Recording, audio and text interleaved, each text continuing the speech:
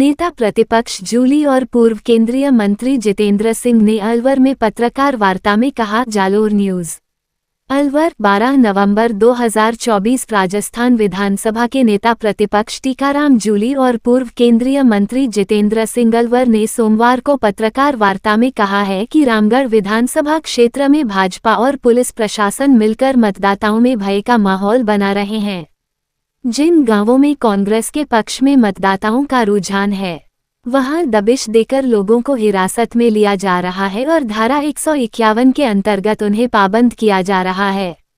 कांग्रेस नेताओं ने कहा कि भाजपा डर का माहौल बनाकर मंगलवार को होने वाला मतदान प्रभावित करना चाहती है। इसके लिए तमाम ओछे हथकंडे अपनाए जा रहे हैं। झूठे मुकदमे लगाने की चेतावनी देकर मतदाताओं को भयभीत किया जा रहा है।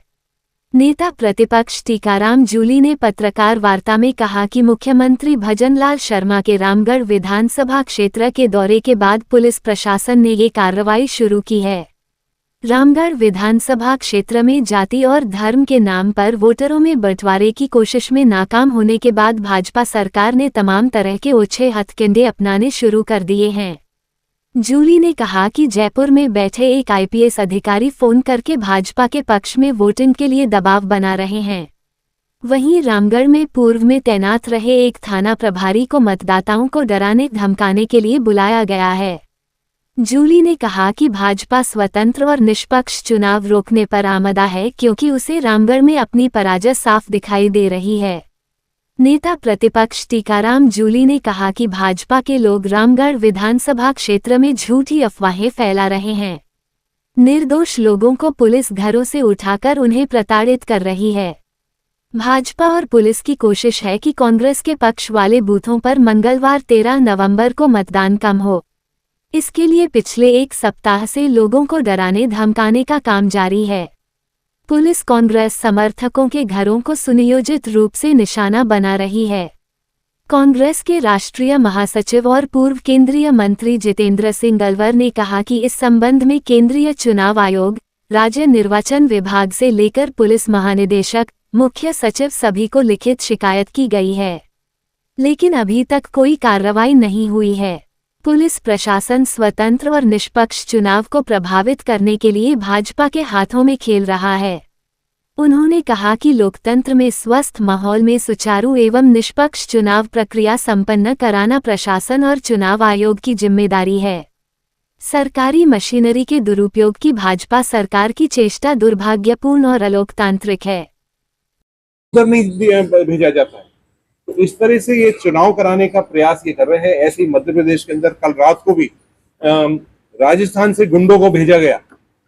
विजयपुर जो सीट है हमारा लगता हुआ धौलपुर के पास है, वहां रात को राजस्थान से गुंडों को भेजा गया और गांव के अंदर फायरिंग हुई है। तो ये पूरे प्रदेश के अंदर हमारी जितनी भी राजस्थान की भी और भी सीटें हैं, यहाँ सब लोग ये प्रभावित करने के प्रयास कर रहे हैं। लेकिन जो हमारी जनता है, जहाँ चुनाव हो रहे हैं, वो जनता जान चुकी है, इनका असली चेहरा देख चुकी है और ये बिल्कुल डरेगी नहीं। लेकिन हम इस प्रेस कॉन्फ्रेंस द्वारा, आप सबों के द्वारा इनको चेतावनी देना चाहते हैं। महिला जी, बंधुओं का मैं स्वागत करता हूं, अभिनंदन करता हूं। और आज आप लोगों को जो कष्ट दिया, विशेष रूप से मैं कहना चाहूंगा कि रामगढ़ में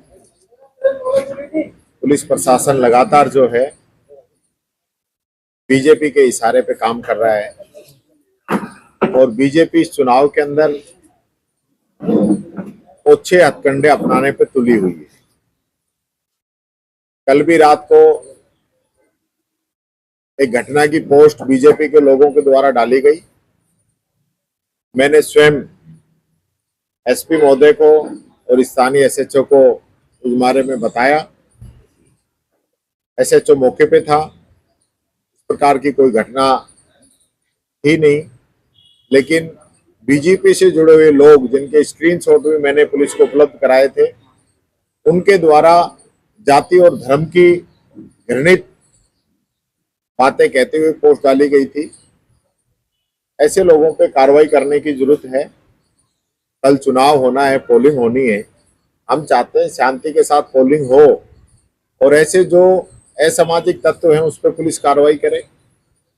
दूसरी जो बात मैं कहना चाहूंगा कि पुलिस लगातार पिछले एक सप्ताह से, जब से इनको ये लगने लगा है कि रामगढ़ सीट हम हार रहे हैं, उसके बाद सक्रिय हुई है और लगातार लोगों को अरेस्ट कर रही है और उसके बाद 151 में उनको छोड़ रही है।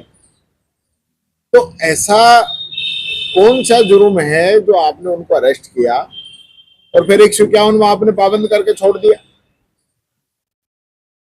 आप किसी भी व्यक्ति को इस प्रकार से, जबकि कल चुनाव है, आज भी जो है बगड़ तिराया पुलिस के द्वारा काफी लोगों को अरेस्ट किया गया और उनको 151 में छोड़ देंगे और अब हमने प्रेस कॉन्फ्रेंस कर दी तो हो सकता है उनके खिलाफ कोई मुकदमे भी लगा दें। लेकिन ऐसे लोग, निर्दोष लोग जिनका कोई किसी बात से लेना देना नहीं है, उन लोगों को इस प्रकार से पुलिस के द्वारा प्रताड़ित करना, मैं समझता हूं ये चुनाव को प्रभावित करना चाहती है बीजेपी। और आपको किसी को पकड़ना है, कोई दोषी है, कोई बात है, आप करिए ना। 13 तारीख को कल वोट डल जाएंगे, 6 बजे बाद आप करिए कार्रवाई, कौन मना कर रहा है? हम तो किसी प्रकार का किसी का पक्ष नहीं ले रहे, लेकिन एक डर और भय का माहौल पूरे रामगढ़ विधानसभा क्षेत्र में बनाने के लिए, और विशेष रूप से मैं कहना चाहूंगा कि यहाँ पे पुलिस प्रशासन के द्वारा जो पहले SHO रह गए हैं, यहाँ रह के गए रामगढ़ में, उनको बुलाया गया है, उनका उपयोग किया जा रहा है। और एक IPS ऑफिसर जो कि जयपुर के अंदर बैठे हैं, उनके द्वारा भी यहाँ अपने से नीचे कर्मचारियों को फोन करके बीजेपी के पक्ष में प्रचार करने का कहा गया है। तो वो भी हमारे पास उसका भी पूरी जानकारी आ चुकी है। तो ये इस प्रकार का जो बीजेपी कर रही है ये गलत है। मैं कहना चाहूंगा, अपील करना चाहूंगा बीजेपी के नेताओं से भी और आम पब्लिक से भी कि ये चुनाव जो है बिना डर और भय के होना चाहिए। जिसको वोट डालना है वो डाले। इसमें तो किसी भी प्रकार का सरकार के द्वारा इस प्रकार का मशीनरी का दुरुपयोग नहीं किया जा। ऐसी ही अनेक खबर देखने और सुनने के लिए जालोर न्यूज़ को ज़्यादा से ज़्यादा लाइक, शेयर, कमेंट और शेयर जरूर करें। धन्यवाद।